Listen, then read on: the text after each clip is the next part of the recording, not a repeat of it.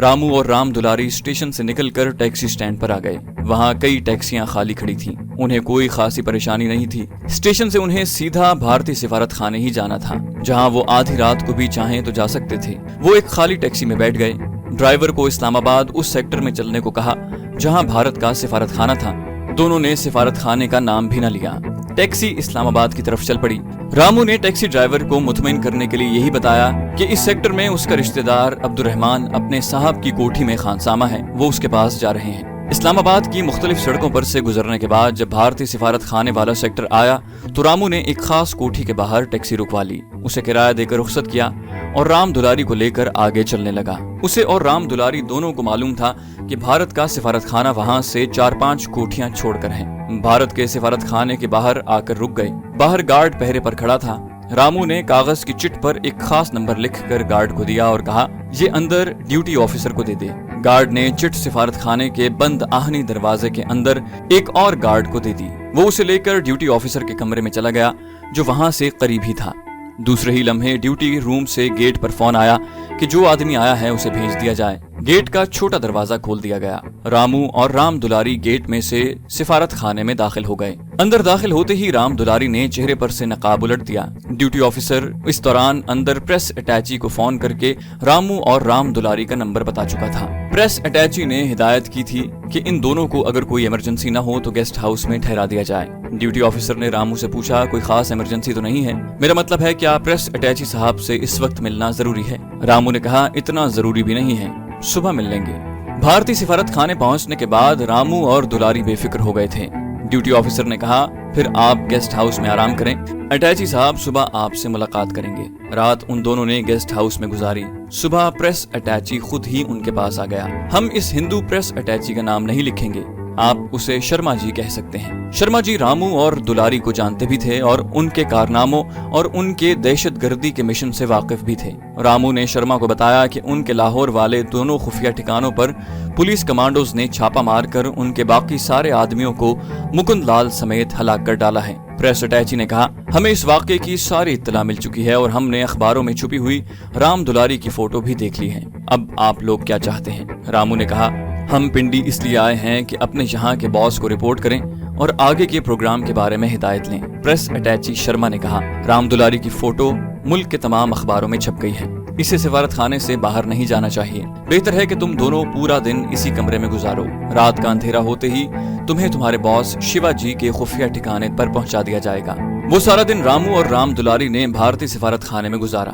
رات کے 11 بجے کے قریب انہیں ایک بند گاڑی میں بٹھا کر دہشت گردوں کے باس اور را کے اسپیشل ایجنٹ اور تخریب کار شیوا جی کے خفیہ ٹھکانے پر پہنچا دیا گیا۔ شیوا جی نے ان دونوں کو دیکھ کر کہا مجھے گنگو اور مکند لال کی موت کا افسوس ہے۔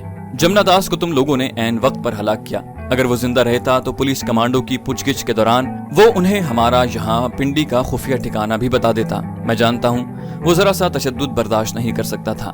رامو نے شیوا جی سے پوچھا اب ہمارے بارے میں کیا حکم ہے؟ شیوا جی کہنے لگے تم لوگوں کی ساری رپورٹ مجھے مل گئی تھی، میں نے اسے نئی دلی بھیجا ہے، ان کے جواب کا انتظار ہے۔ اگر انہوں نے تمہیں واپس بلا لیا تو تمہیں اسی وقت واپس بھارت بھیج دیا جائے گا۔ جب تک وہاں سے کوئی اطلاع نہیں آتی تمہیں یہیں ٹھہرنا ہوگا۔ رام دلاری نے پوچھا یہاں ہماری کارروائیوں کی کیا پوزیشن ہے؟ شیوا جی نے کہا لاہور میں تم لوگوں کے خفیہ ٹھکانے پر پولیس کمانڈو کے کامیاب چھاپوں اور ہمارے اتنے سارے آدمیوں کے مارے جانے کے بعد ہم نے یہاں کچھ دیر کے لیے اپنی کارروائیاں روک دی ہیں۔ ویسے بھی ہمارا اصل کام پاکستان میں اپنے آدمیوں سے رابطہ قائم رکھنا ہے، ہم دھماکے وغیرہ کم ہی کرتے ہیں۔ پھر اس نے رام دلاری سے کہا رام دلاری اخباروں میں تمہاری فوٹو آ گئی ہے اور تمہاری گرفتاری کے لیے انعام بھی مقرر کر دیا گیا ہے، اس لیے تمہارے لیے بہتر ہے کہ تم یہیں رہو۔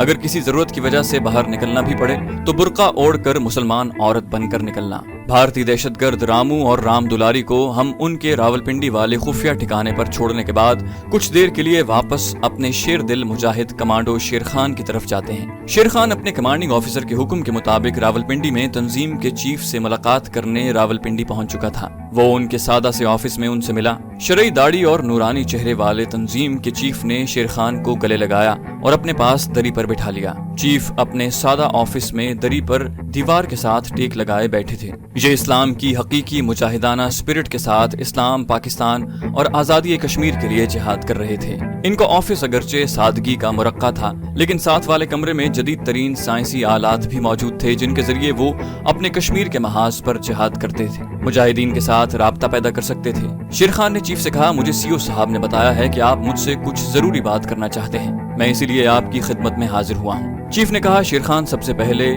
تو میں تم لوگوں کو تمہاری مجاہدانہ کارکردگی پر مبارکباد پیش کرتا ہوں۔ تم لوگوں نے وہاں پاکستان کے دشمن بھارت کے دہشت گردوں کو ہلاک کر کے اور ان کے خفیہ ٹھکانوں کو تباہ کر کے صحیح مجاہدانہ اسپرٹ کا مظاہرہ کیا ہے۔ دشمن مزید دہشت گرد بھیجے گا، لیکن ہم انشاءاللہ انہیں بھی جہنم میں پہنچا کر دشمن کے ناپاک عزائم کو خاک میں ملا دیں گے۔ شیر خان نے کہا، انشاءاللہ۔ چیف نے تھوڑا سا توقف کرنے کے بعد کہا، یہاں بھی ہماری اطلاع کے مطابق بھارت کے دہشت گردوں کا ایک چھوٹا گروہ کسی جگہ روپوش ہے، لیکن ہماری ایک اور اطلاع کے مطابق یہ گروہ ایک دوسرے سے رابطہ قائم رکھنے کا کام کرتا ہے، لیکن ہم اس گروہ کے خفیہ ٹھکانے کا کھوج لگا رہے ہیں۔ بہت جلد اس خفیہ ٹھکانے کو بھی تباہ کر کے کافروں کو جہنم واصل کر دیا جائے گا۔ یہ ہم سے بچ نہیں سکتے۔ اب میں تمہیں بتاتا ہوں کہ میں نے تمہیں یہاں کس لیے بلایا ہے، مگر سب سے پہلے چائے کی ایک ایک پیالی پی لی جائے۔ ایک مجاہد چائے کی ٹرے ان کے درمیان رکھ کر چلا گیا۔ چائے کے ساتھ ایک پلیٹ میں سادہ سے رس تھے۔ چیف نے خود چینک میں سے چائے پیالی میں ڈال کر شیر خان کو دی، پھر اپنی پیالی میں چائے ڈالی اور ایک دو گھونٹ لینے کے بعد پیالی رکھ دی اور شیر خان سے کہا، شیر خان، یہ ایک حقیقت ہے کہ بھارت ہمارا دشمن نمبر 1 ہے۔ وہاں کی عوام سے ہمیں کوئی سروکار نہیں۔ ہم بھارت کی حکومت کا ذکر کر رہے ہیں اور ان کی پاکستان دشمن پالیسیوں کی بات کرتے ہیں۔ قیام پاکستان کے ساتھ ہی بھارتی حکومت نے باہر کے ملکوں سے دھڑا دھڑ اسلحہ خریدنا شروع کر دیا تھا۔ جب سے پاکستان ایٹمی طاقت بن کر سامنے آیا ہے، بھارت نے بھی اپنی ایٹمی طاقت بڑھانے کی رفتار تیز کر دی ہے۔ چیف ایک لمحے کے لیے خاموش ہو گیا۔ شیر خان پوری توجہ سے اس کی باتیں سن رہا تھا۔ چیف نے کہا، ہمیں اپنے خفیہ ذرائع سے معلوم ہوا ہے کہ بھارت کا دفاعی اور ایٹمی تحقیقاتی ادارہ فضائی حملوں کے سلسلے میں فوری جوابی کارروائی کے حامل، دور تک مار کرنے والے اور زمین سے فضا اور فضا سے زمین تک مار کرنے والے ترشول میزائل کے نئے ماڈل پر کام شروع کر چکا ہے اور یہ تجربات اپنے آخری مراحل میں ہیں۔ یہ میزائل سطح سمندر سے ذرا اوپر سفر کرتا ہے اور کسی آبدوز یا کسی بحری جہاز سے چھوڑے گئے مخالف سمت سے آنے والے میزائل کو تباہ کر سکتا ہے۔ اس میزائل کی مار 10 کلومیٹر تک ہے۔ بھارت کے اس پروجیکٹ کا چیف کنٹرولر اور دماغ تھانو پلائی ہے۔ یہ شخص یعنی ایٹمی سائنسدان ڈاکٹر پلائی حیدرآباد دکن کا ہندو برہمن ہے۔ اس کا بایو ڈیٹا ہمیں اپنے ذرائع سے موصول ہو چکا ہے۔ اس کے مطابق یہ شخص اعلیٰ سائنسی صلاحیتوں کا مالک ہے اور ایٹامک میزائل ٹیکنالوجی میں ڈاکٹریٹ کی اعلیٰ ڈگری حاصل کرنے کے علاوہ ایٹم برائے امن کا ایوارڈ یافتہ بھی ہے۔ غیر شادی شدہ ہے، عمر 40-42 سال ہے، رنگ گہرا سانولا اور جسم درمیانہ ہے، سر کے بالوں میں سفیدی آ رہی ہے۔ میں تمہیں اس کی فوٹو دکھاتا ہوں۔ چیف نے قریب پڑے ہوئے ایک رجسٹر کو کھول کر اس میں سے ایک لفافہ نکال کر شیر خان کو دیا۔ شیر خان نے اسے کھولا، اس میں ایک رنگین فوٹو تھی۔ چیف کہنے لگا، یہ اس آندھرا پردیش کے رہنے والے ہندو برہمن بھارتی سائنسدان ڈاکٹر پلائی کی فوٹو ہے۔ شیر خان بڑے غور سے فوٹو دیکھ رہا تھا۔ اس کا وہی حلیہ تھا جو چیف نے اسے بتایا تھا۔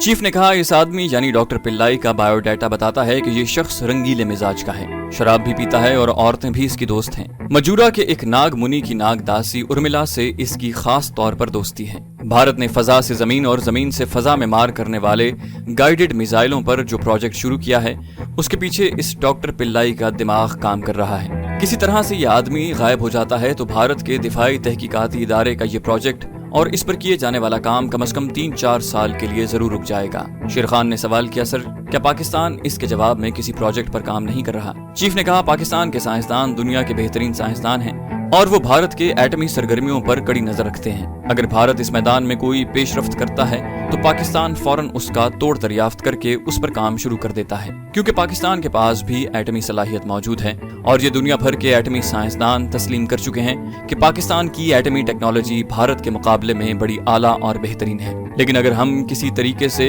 دشمن کے ایٹمی پروسیس کے عمل میں 2-3 سال کا وقفہ ڈالنے میں کامیاب ہو جاتے ہیں تو یہ ہماری دفاعی اعتبار سے بڑی کامیابی ہوگی۔ اس سے نہ صرف دشمن ایٹمی ٹیکنالوجی میں ہم سے پیچھے رہ جاتا ہے بلکہ اس کی افواج کے مورال پر بھی اس کا بڑا اثر پڑتا ہے۔ شیر خان نے بھارتی ڈاکٹر پلائی کی تصویر लिफाफे में डालते हुए कहा, सर हुक्म कीजिए, मुझे क्या खिदमत अंजाम देनी होगी? अपने प्यारे वतन पाकिस्तान के लिए मेरी जान भी हाजिर है। चीफ के मुंह से बेख्तियार सुभान अल्लाह निकल गया। वो कहने लगा, शेर खान, यही जज्बा पाकिस्तान के बच्चे बच्चे के सीने में मौजूद है। हमारी हाई कमांड की मजलिस मुशावरत ने फैसला किया है कि जिस तरह भी हो सके भारत की दिफाई तहकीकाती इदारे के डायरेक्टर जनरल डॉक्टर पिल्लाई को गायब कर दिया जाए। इस मिशन के लिए हमारी मजलिस मुशावरत ने तुम्हें मुंतखब किया है। तुम्हें इसलिए चुना गया है कि तुम पहले हैदराबाद दक्कन में 3-4 साल गुजार चुके हो और तुम वहाँ जामिया उस्मानिया में भी पढ़ा करते थे। शेर खान ने मुस्कुराते हुए कहा, जी हाँ, मैं उन दिनों हैदराबाद में नौकरी भी करता था और जामिया उस्मानिया में भी पढ़ता था। चीफ ने कहा, सबसे अहम बात यह है कि तुम आंध्र प्रदेश की जबान तेलुगु बोल और समझ लेते हो। शेर खान ने कहा, सर मैं तमिल जबान भी बोल लेता हूँ और जो उससे मुलिका सूबे तमिलनाडु की जबान है जिसका सदर मकाम मद्रास है। चीफ ने अपनी बात आगे बढ़ाते हुए कहा, ये तुम्हारे और तुम्हारे उस मिशन के लिए और भी सहूलत की बात है। शेर खान ने पूछा, सर इस डॉक्टर पिल्लाई का हेड ऑफिस कहाँ है? चीफ ने कहा, इनका हेड ऑफिस या हेड प्रोजेक्ट तो मद्रास से दूर साहिल समंदर पर विशाखापट्टनम में है, लेकिन डॉक्टर पिल्लाई जिस प्रोजेक्ट पर काम कर रहा है वो मजूरा में वाक़ है। तुम्हें तो मालूम ही होगा कि मजूरा भारत के जुनूब में वाक़ है। शेर खान ने कहा, जी हाँ, मैं वहाँ जा चुका हूँ। मजूरा मद्रास और तर्जनापली के जुनूब में है और उसे मंदिरों का शहर भी कहा जाता है। इनमें से बाज नाग मंदिर हैं जहाँ सांपों की पूजा होती है। चीफ ने शेर खान की बात काटते हुए कहा, बिल्कुल सही। इन्हीं मंदिरों में से किसी एक नाग मंदिर में उर्मिला नाम की वो नाग दासी रहती है जिससे डॉक्टर पिल्लाई की गहरी दोस्ती है। तुम्हें शायद इल्म ही होगा कि ये नाग दासियां कौन होती हैं। शेर खान ने कहा, एक देवदासी होती है, इसका काम मंदिर के देवताओं की खिदमत करना और पूजा पाठ के वक्त आरती उतारना और देवताओं के बुत के आगे रक्स करना होता है। एक नाग दासी होती है, ये नाग देवता यानी सांपों की दासियां और खिदमत गुजार होती हैं। इनका काम मंदिर के सबसे बड़े कोबरा सांप की आरती उतारना, उसकी पूजा करना और उसके आगे रक्स करना होता है। नाग दासियां भारत के जुनूब में ही ज्यादा होती हैं, क्योंकि नाग मंदिर भारत के जुनूब में ज्यादा वाक़ है। चीफ ने कहा, तुमने बिल्कुल ठीक कहा। अब एक और बात गौर से सुनो, इस मिशन में तुम्हारे साथ एक और मुजाहिद होगा। शेर खान ने चीफ के जज्बा इस्लाम से तमतमाते हुए चेहरे की तरफ निगाहें उठाकर देखा और पूछा, मेरा ख्याल है सर कि ये मुजाहिद गुल खान ही हो सकता है। चीफ ने कहा, नहीं, गुल खान की हमें यहाँ बहुत जरूरत है। तुम्हारे बाद वही तुम्हारी जगह पर काम करेगा। ये मुजाहिद कोई और होगा जिसे तुम शायद नहीं जानते। शेर खान ने कहा, सर वो कौन है? चीफ ने कहा, तुम्हें उससे मिलवा दिया जाएगा। उसका नाम शाहिद अली है। वो पाकिस्तान की एक कमांडो बटालियन में हवालदार रह चुका है। फौज से रिलीज होने के बाद उसने हमारी तंजीम ज्वाइन कर ली है और 3 साल तक कश्मीर के महाज पर बतौर एक कमांडो मुजाहिद के नुमाया कारनामे सरअंजाम दे चुका है। अब भी वो कश्मीर के महाज पर ही था, मगर चूंकि हमें उसे इस मिशन पर तुम्हारे साथ भेजना था, इसलिए उसे बुला लिया गया है। इसका इंतखाब इसलिए भी किया गया है कि कश्मीर के महाज पर अपनी मुजाहिदाना सरगर्मियों के दौरान जुनूबी भारत के तमाम शहरों, खास तौर पर हैदराबाद दक्कन में आता जाता रहता है और वहाँ की दोनों जबानें तमिल और तेलुगु भी बोल लेता है और समझ भी लेता है। बातों के दरमियान चाय ठंडी हो गई थी। चीफ ने गर्म चाय की एक और चैनक मंगवाई और गर्म चाय के साथ गुफ्तगू जारी रखी।